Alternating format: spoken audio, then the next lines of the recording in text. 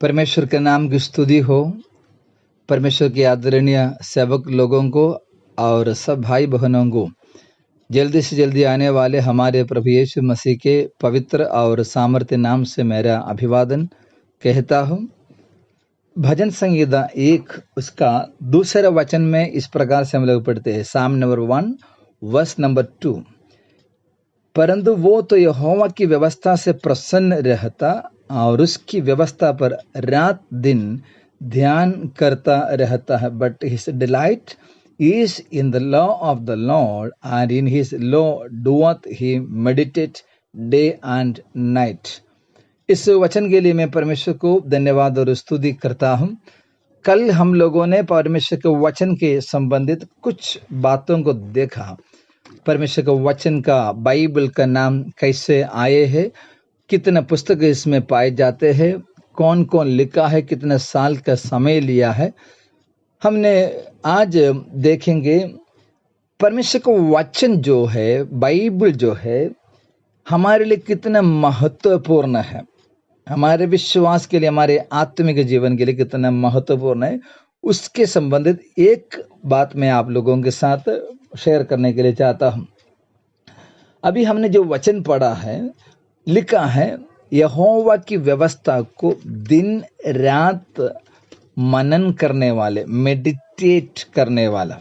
एक बार एक परमेश्वर का दास जब उनके चर्च में सबसे पहली बार आया, नया जो चर्च में चार्ज लेने के लिए नया पहली बार आए हैं, तो उन्होंने अपने पहला सरमन में, पहला संदेश देने के लिए खड़े थे। तब अपने उस मंडली के लोगों से कहा, you people never read the Bible but have to meditate it.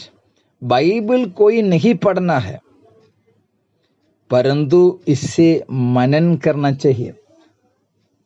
यहोशू का पुस्तक में 1 अध्याय का 8 वचन में हम लोगों को मालूम है, परमेश्वर ने अपने दास यहोशू से कहते हैं तो दिन रात इसे मनन करना है।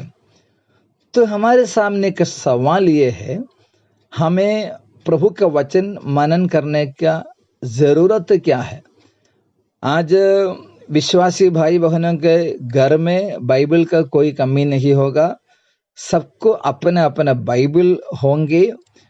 उसके अलावा मोबाइल में भी बाइबल डाउनलोड करके लोग घूमते हैं। लेकिन सवाल यह है, हम उस वचन को कितना मनन करते हैं, मेडिटेट करते हैं।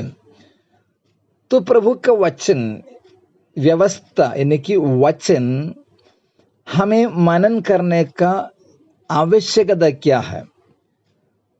नंबर 1 हम लोग देखते हैं, इब्रानियों की पत्री अध्याय 4 और 12 वचन में लिखा है, परमेश्वर का वचन जीवित, प्रबल और हर एक दोधारी तलवार से कहीं चौका है। वो प्राण और आत्मा को, गुते गुते को आर पार छेदने वाले हैं।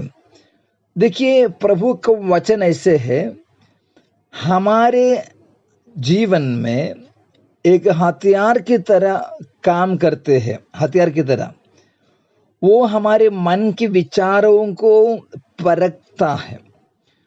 जब एक व्यक्ति प्रभु का वचन मनन करते हैं, वो वचन उसके हृदय में एक ऑपरेशन करते हैं, एक सर्जरी करते हैं। उसके बुराई को, उसके गलती को बाहर निकाल कर फेंक देने का काम करते हैं। 119 भजन संगीत 105वां वचन में हम सबको मालूम है, तेरे वचन मेरे मार्ग के लिए उजियाला है। देखिए, हमारे लिए गाइडेंस, मार्गदर्शन देता है। मैं कौन से रास्ते से जाना है, मुझे कैसे आगे बढ़ना है, उसके लिए कोई मनुष्य का सलाह मशवरा हमारे लिए पर्याप्त नहीं है। वचन, प्रभु का वचन हमें बराबर का गाइडेंस देता है, मार्गदर्शन देता है। इसलिए आपको आपका जीवन के हर बात के मार्गदर्शन के लिए प्रभु का वचन मनन करना जरूरी है। नंबर 3, पहला पतरस अध्याय 2 उसका दूसरे वचन में 1 पीटर चैप्टर 2 वर्स 2 में लिखा है, अब नया जन्मा बालकों के समान निर्मल दूध पीने की लालसा करो। ये हमें आत्मिक ताकत प्रदान करते हैं। हमें स्पिरिचुअल हेल्थ के लिए, आत्मिक तंदुरुस्ती के लिए परमेश्वर के वचन की जरूरत है। देखिए, ये 3 कारण मैं आपके सामने बताया। नंबर 1, ये हमारे अंदर काम करते हैं एक हथियार की नाई। नंबर 2, ये हमें गाइडेंस देते हैं। नंबर 3, हमें ताकत प्रदान करते हैं। इसीलिए प्रभु का वचन प्रतिदिन हमें मनन करना है।